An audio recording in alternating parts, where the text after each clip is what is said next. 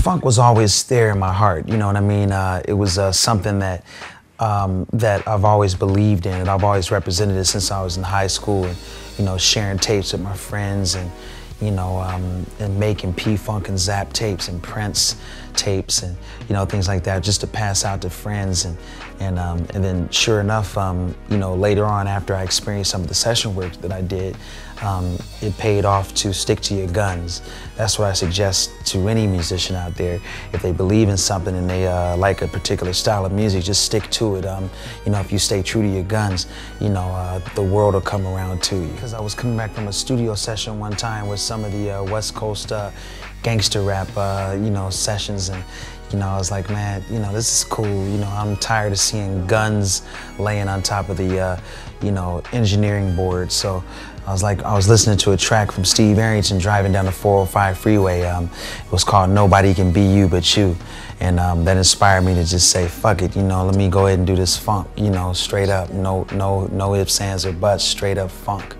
You know, and that's where I am today.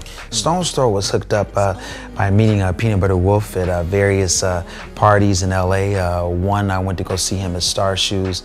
He was DJing there. He did an all 1983 set of Wax.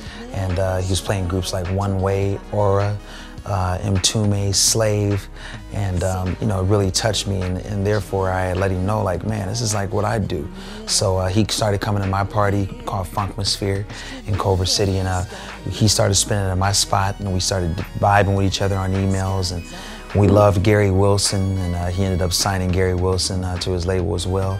Eventually he checked out my tracks on MySpace when they first started coming up with MySpace around 2005, and he heard some of the tracks I did, saw a comment I left on Baron Zin's website for MySpace, and he was like, man, I didn't know you like Baron Zin. I was like, yeah, I like all styles of music, and he said, yo, I really like your stuff. Why don't you, you know, see if you're interested in remixing a Baron Zin track? And the track was Burn Rubber, and that was the first thing that I did on Stone's Throw Records as a 12-inch. So here we are now, yeah. You know, I consider my stuff to be funk.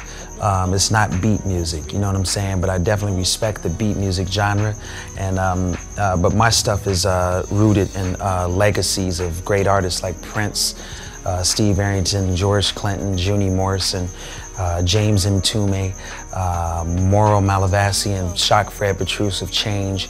Those are the kind of artists that I'm influenced by, and I just want to continue to keep the envelope growing in funk music. It's definitely funk. I'm not doing any other style. It's funk music. It's modern funk, and that's where I want to keep pushing the envelope and letting other people know, and other musicians out there that's younger than me, that they can do this style too. You just don't have to do the style that's coming out of LA right now that you hear so much about, which is the beat music genre. Like I said, we all cool, but I just hope that people know that the funk genre is alive and well, and it can continue to grow. The live show which Perth will be getting is a combination of original wax that I've collected over the years, and also some of the original material off of my debut, To Each His Own, and that encompasses synthesizers that I'm going to be playing tonight, and also just making the party, you know, live, you know what I mean? Participation with the audience, not just standing behind the DJ booth and just staying there with a serious look on my face. I'm gonna be out in front of the people having fun, and that's what funk is about. It's about, you know, making people move, but then again, still keeping the antennas open on fresh sounds, and then still respecting the artists that came before me. See, a lot of the cats now, they forget about the cats that came before us. And what I respect about the musicians and DJs of Perth, which I've experienced so far, like Charlie and some of the cats that I've been getting with, they respect the past. That's what we try to do in our segment of Los Angeles. We respect the past and not just move to the future without remembering who came before us. Well, what you can expect now is coming soon will be a collaboration with one of my heroes, Steve Arrington from a group called Slave. He's from one of the best melodic funk groups that came out in the late 70s and early 80s, responsible for songs like Just a Touch of Love and Watching You. And I've done 14 songs with him so far, so that's going to be coming out via the label Stone's Throw.